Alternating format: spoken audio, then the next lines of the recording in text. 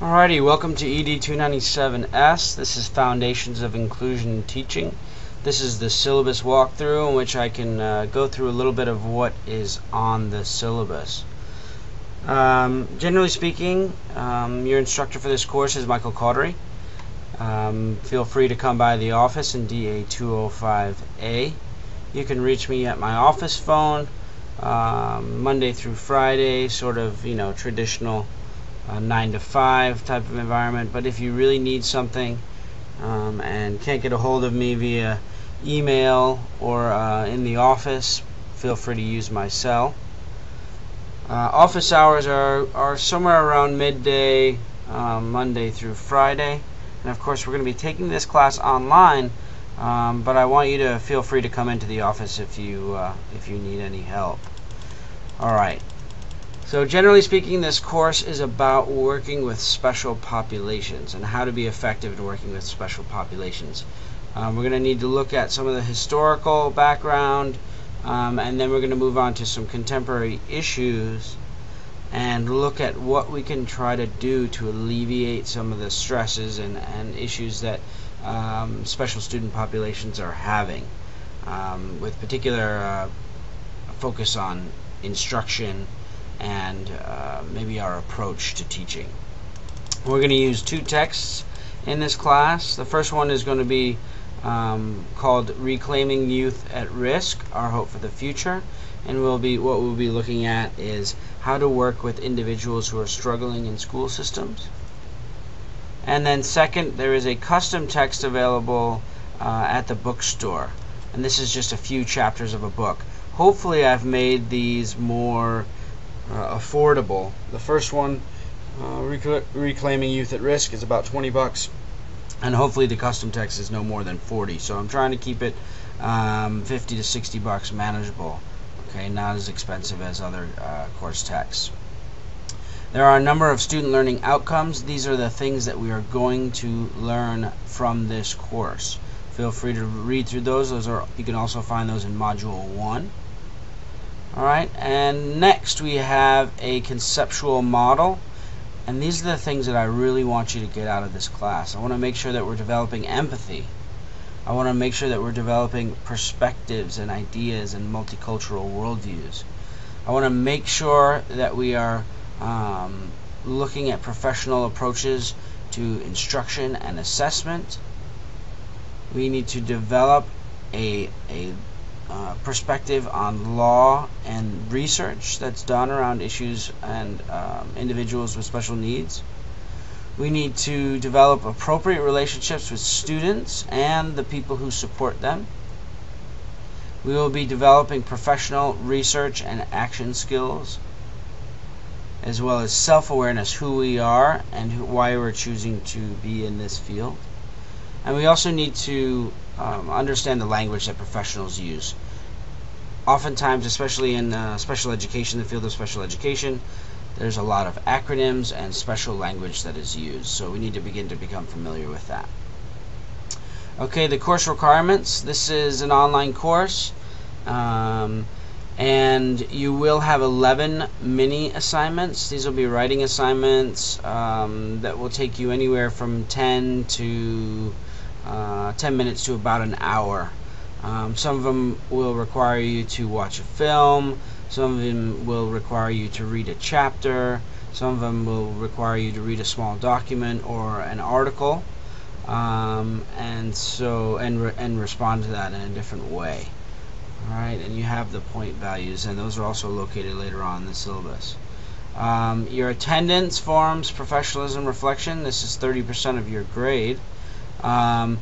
And we're largely here talking about forums, which are 10 points each. You will have one forum each week.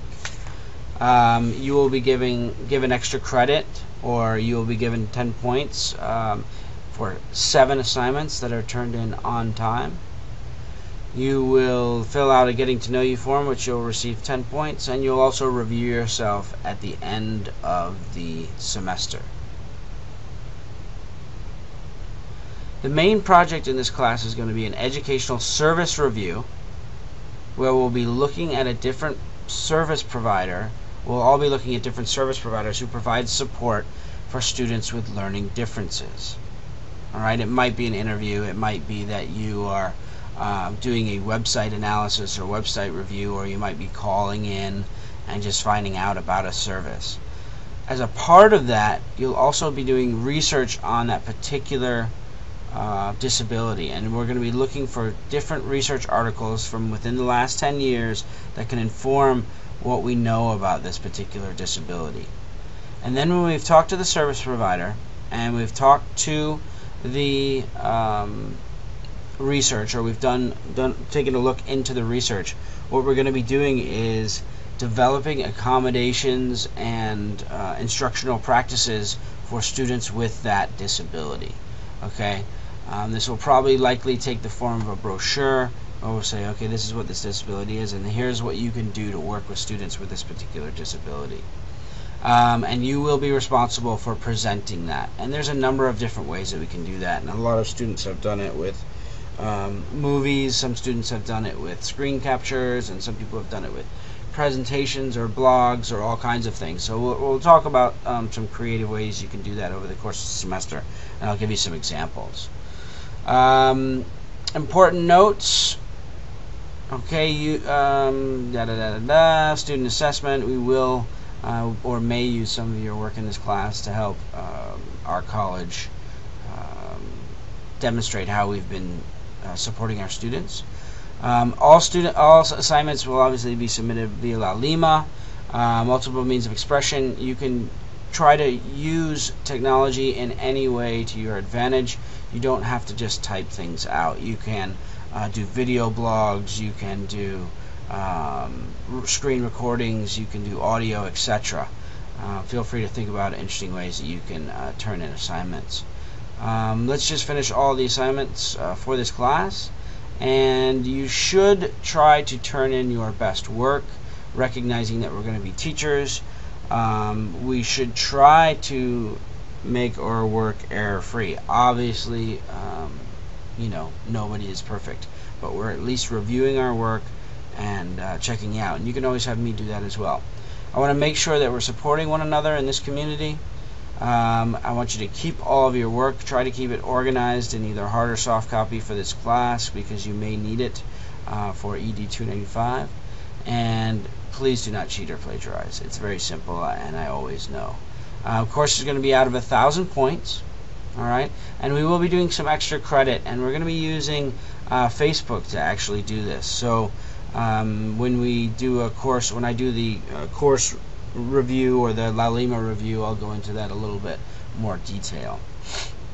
As you will see, modules are set up with readings, activities, forums, and assignments. And each one has a framing question. So again, you're finding out what we're doing, what are the activities, what you need to read, and then the assessments that are going to take place in each module. If we take a look at Module 2, you see you have a reading in our book, Reclaiming Youth at Risk. We also have an activity, so we'll be looking at some video, and we will be looking at creating a forum discussion around a particular point, and you will be responsible for watching a video and then making some comments or reflections on that video. And it's pretty much a similar structure throughout. You'll see again readings, activities, forums, and assessments. Again, reading, so you'll have to read something each week, you'll have to do something in each week, you'll have to talk about something in each week, and you may be responsible for creating a particular assessment. So that's a bit of work.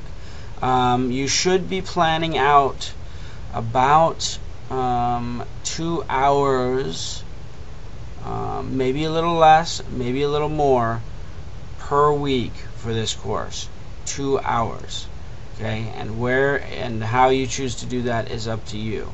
But I would say think 2 to even 3 hours sometimes if you include the reading or some of the work. Alright? You'll notice that you can go through and it's all color coded as well for you. Alright, and it takes a similar structure throughout the class. If you have any questions on that, feel free. you'll notice at the end is some standards for working with students with special needs. And again, these are the professional standards, so if you want to be thinking ahead, feel free to go through those and find out what do you really need to know and be able to do to be effective in working with students with special needs. Alright, thank you, and I look forward to working with you.